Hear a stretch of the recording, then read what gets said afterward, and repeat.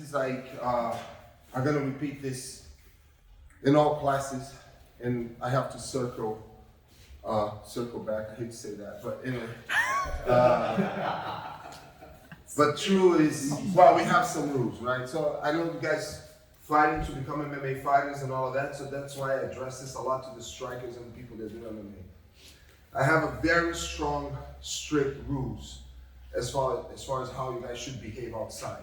You know, you live your life however you want to live, but once you're part of my team and you have my name, ATT, American Top Team's name, or core name, you guys are representing me everywhere, right? So if you guys outside and you get in any fight or any situation that can potentially become a more serious situation, which it could be, you know, you having fun somewhere else, somebody wants to fight you and then you engage in a fighting, and it could be a bar fight or anything like that, I don't give second chances. So I hope you guys understand that.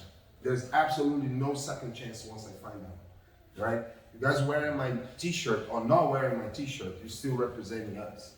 Because at the end of the day, you guys are all fighters, right? You guys are all martial artists, and people can always say like, well, that guy that trains at American Top Team, Connecticut, the core Brazilian Jiu-Jitsu, in any core Brazilian Jiu-Jitsu school, yeah, he's a fighter there. So now all of a sudden we start getting a bad reputation. And I don't want you guys to put me in that situation and put the team in that situation. So especially the MMA fighters. So number one is, you guys know we don't fight over words. We fight only to protect our lives. If I have the ways to retreat and get out of any situation, that's always my first option. And people always, but the guy pushed me. And I ask like, okay, the guy pushed you. Do you really need to strike back, or could you protect yourself and get out? So how we behave outside, and that includes for the kids, because I don't want our kids to be bullies, right? That includes them. But kids, we can work to get them with the right mindset. Adults, you guys should know better, right? So any aggression outside the gym and that I find out, or anything that I consider misbehavior. I had a couple situations last year where somebody with a t-shirt, one of our t-shirts, was doing something stupid and got caught up in one ring, you know, doorbell thing, this thing like, you know, people start sharing. It wasn't a major thing, but it's still, it could be seen as, wow, man, you're wearing my t-shirt and you're doing something stupid, I don't know why. And this ended up getting shared on social media, and then somebody from the team saw, hey, Luigi, isn't this one of ours? I'm like, oh yeah. So I had to address with the guy. And I cannot have that. I definitely cannot have that. So make sure that you guys understand any aggression, and it could be at home, it could be, you know, with, you know, whoever your partner, or it could be outside, you're hanging out with your friends are doing stupid stuff and you engage in those things.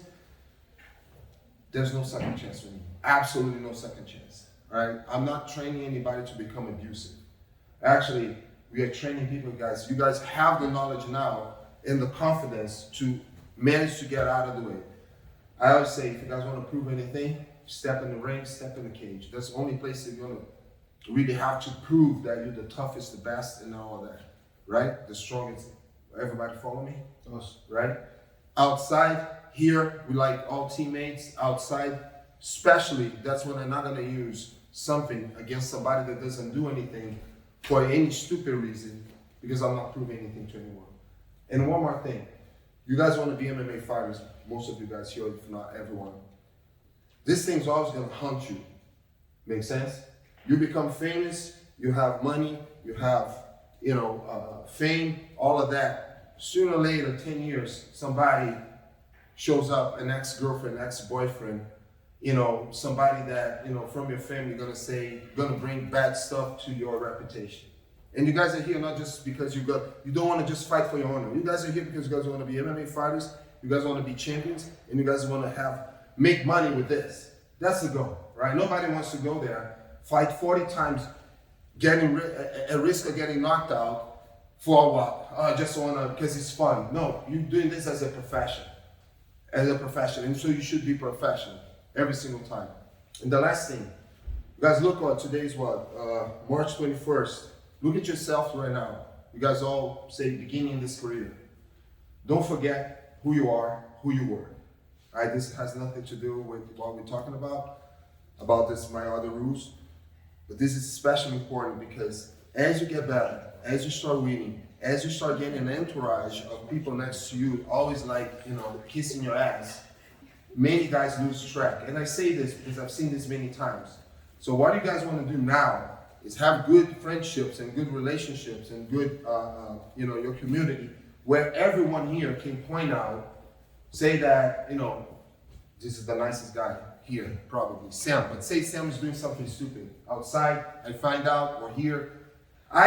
We have to, hey Sam, let's talk to you. Look, man, you know, I think like you used to not be like this, you know. So we have to keep each other in check. Make sense? I'm saying this now because I hope like in 5 years from now, you guys are all in big events or even before that, right? And then you're there, and now you have an entourage of guys that just like never call you bullshit. What happens is you get drunk with power, you get drunk with fame, you get drunk with money, and then you forget who you were and who was here when you guys all started.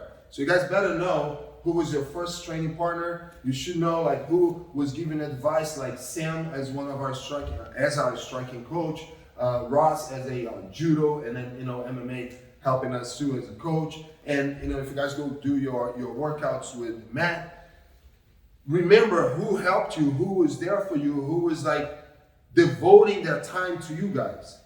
That's the most important. You're not gonna forget your teammates. Make sense?